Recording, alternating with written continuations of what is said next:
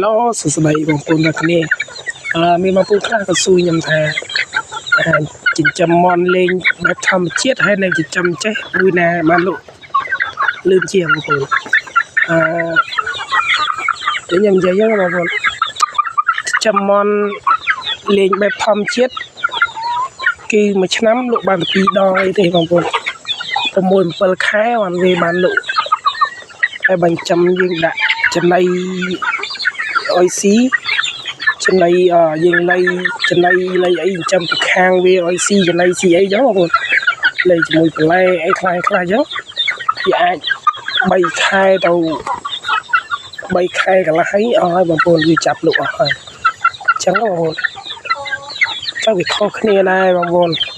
តែមន់ទៅលេងអញ្ចឹងជួយការ5 6ខែទៅដល់គីឡូខុសអញ្ចឹងវាមានភាពក្រិនណាស់ដូចយើងចាំចេះយើងដាក់ចំណីដាក់ទឹកដាក់អីត្រឹមត្រូវមានថ្នាំតម្លាក់ទ្រូងតម្លាក់អីត្រឹមត្រូវទៅគឺវាធំលឿន3ខែបែបអីគឺវាបានលក់ហើយបងប្អូនអាចទៅដល់3ខែកន្លះអីចឹងអីណាបងប្អូនគឺវាតាមចាក់ស្ដែងយើងចង់លក់ប៉ុណ្ណាទេបងប្អូនចាក់ស្ដែងមកនេះគឺតែ2ខែទេបងប្អូនគឺវាធំមែនទេបងប្អូនចឹងវាធំលឿនបងប្អូន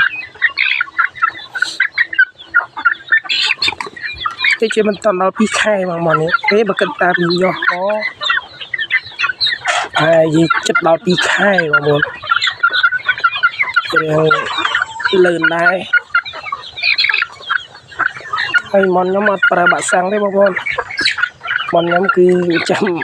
លក្ខណៈធម្មជាតិអត់ប្រើបាក់សាំងទេគឺខ្ញុំប្រើតែវីតាមីនហើយផ្ដាសាយបងប្អូនពេលតម្លាក់ព្រូតនេះទីទួយចឹងបងប្អូនហើយមើលទៅមន់អត់ប្រើបាក់សាំងហើយនឹងមន់ប្រើបាក់សាំងបងប្អូនគិតយល់ណាដែរបងប្អូនតែសម្រាប់ខ្ញុំគឺខ្ញុំអត់ដែរប្រើប៉ុន្តែខ្ញុំចាប់បានបងប្អូនអត់ដែរប្រើបាក់សាំងបាក់អីនេះខ្ញុំអត់ដែរប្រើតែខ្ញុំអាចចាប់បានពីចំបែបធម្មជាតិហើយចំណែកក៏ខ្ញុំឲ្យស៊ីសុទ្ធដែរគឺខ្ញុំឲ្យតែត្រឹម 50% ទេតែប៉ុណ្ណឹងខ្ញុំលៃចង់លៃបន្លែចឹងទៅសូឡាអីចឹងទៅ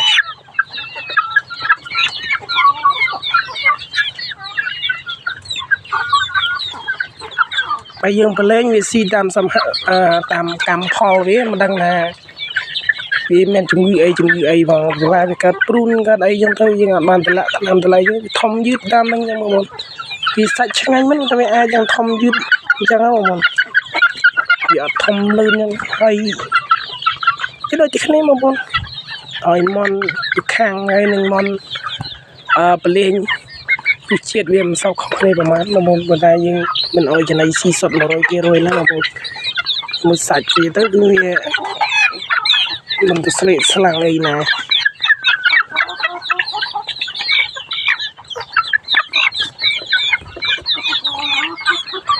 បាយ